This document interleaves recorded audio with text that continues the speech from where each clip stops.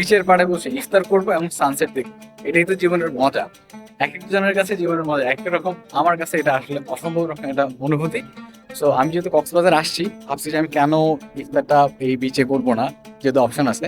আমার রিসোর্ট থেকে আমাকে এই অপশনটা দিছে। আমি আর আমার ওয়াইফ আসছি কক্সবাজারে। সো ওরা বললো স্যার আপনারা চাইলেই কিন্তু আমাদের এই বিচে আপনারা কমপ্লিমেন্টারি ইফতারটা করতে পারেন। তো ভাবলাম যেহেতু ওরা একটা অফার করছে, ইচ্ছাও ছিল আমার, তা আমি এই ব্যাপারটা লুফে নিছি। সো পিছনে হচ্ছে সানসেট, হচ্ছে আমার সানসেট, আর হচ্ছে যে ইফতারের যে ভাইবটা টোটালি আউটস্ট্যান্ডিং। এটা আসলে আপনি এখানে না থাকলে বুঝতে পারবেন। আর পুরো বিচে কিন্তু মানুষজন একদমই নাই, পুরো বিচ টোটালি ফাঁকা। সো আমি আপনাকে দেখাবো যে ইফতারিতে কি কি খাচ্ছি এবং ওরা আমাদের জন্য কি কি আয়োজন করছে।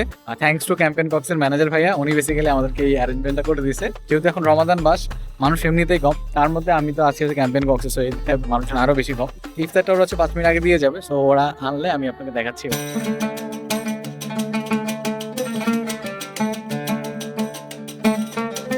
এই তুমি কি ইফতার করবা?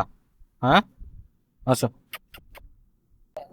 আয়াস, আয়াস ভাই আমাদের ইফতার রেডি করে দিচ্ছে, ভাইয়াকে ধন্যবাদ।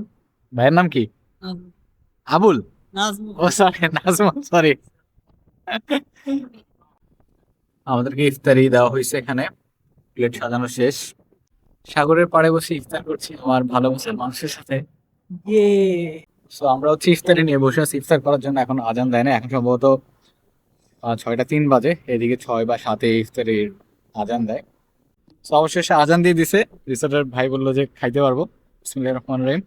খেজুর দিয়ে শুরু করতেছি। খেজুর হচ্ছে নবীজির সুন্নত, তাই খেজুর দিয়ে শুরু করা।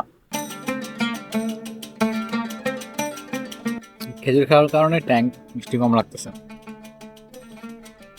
এটা হচ্ছে পেঁয়াজ দিয়ে স্টার্ট করি, ঠান্ডা হয়ে গেছে। হুম,